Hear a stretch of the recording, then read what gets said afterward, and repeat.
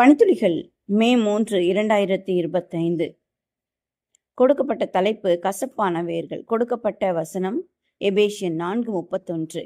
சகலவிதமான கசப்பும் கோபமும் மூர்க்கமும் கூக்குரலும் தூஷணமும் மற்ற எந்த துர்க்குணமும் உங்களை விட்டு நீங்க கடவது. இன்றைய நாளுக்குரிய செய்தி வேறொருடைய சாட்சியாக தனிப்பட்ட அனுபவமாக இருக்கிறது. அநேக நேரங்கள்ல நான் யாருக்கும் காணப்படாதவனாயும் அறியப்படாதவனைப் போலவும் உணர்கிறேன். ஆனால் தேவன் என்னை உபயோகிக்க வேண்டும் என்று வாஞ்சிக்கிறேன். நான் சென்றிருந்த உணவகத்துல சுத்தம் செய்து கொண்டிருந்த ஒருவர் என்னிடம் பேசின போதுதான் ஆச்சரியப்படும்படியான சாட்சி அவனிடம் இருந்தது என தெரிய வந்தது.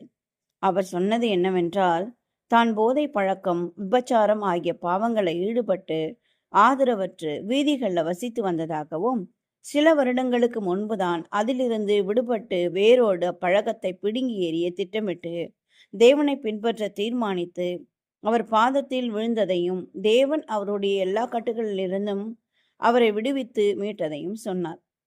ரெபேக்கா என்ற சகோதரி தனது சகோதரனின் குடும்பத்தை குறித்து மிகவும் கவலை கொண்டிருந்தாள்.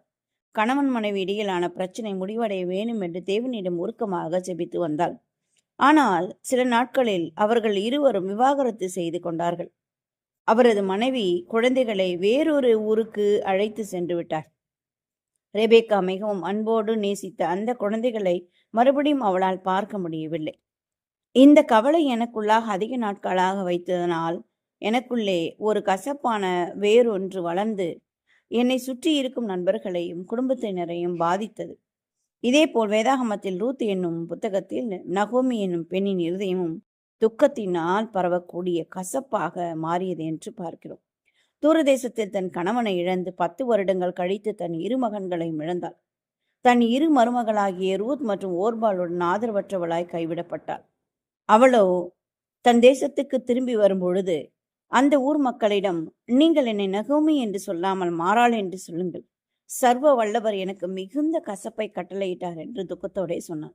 உலகத்தில் அனைவருக்கும் துக்கங்களும் ஏமாற்றங்களும் உண்டு. அது நிமித்தம் நாம் கசப்பு உள்ளவர்களாய் மாறும்படி தூண்டப்படுகிறோம். நம் இருதயத்தின் கசப்பான வேர்களை பிடுங்கி போடும் நம் தேவனிடம் நாம் இவைகளை ஒப்புக்கொள்ளும் போது அவர் ஆனந்த இருதயம் உள்ள ஆவியாகி மாற்றுகிறார். சகலவிதமான கசப்பும் கோபமும் மூர்க்கமும் கூக்குரலும் தூஷணமும் மற்ற எந்த துர்க்குணமும் உங்களை விட்டு நீங்க கடவது. ஒருவருக்கொருவர் தயவாயும் மன உருக்கமாயும் இருந்து கிறிஸ்துவுக்குள் தேவன் உங்களுக்கு மன்னித்தது போல நீங்களும் ஒருவருக்கொருவர் மன்னிங்கள். எபேசியர் 4:31-32. யாவருக்கும் ஓய்வு நாள் நல்வாழ்த்துக்கள். இந்த நாள் உங்களுக்கு ஆசீர்வாதமான நாளாக இருக்கட்டும்.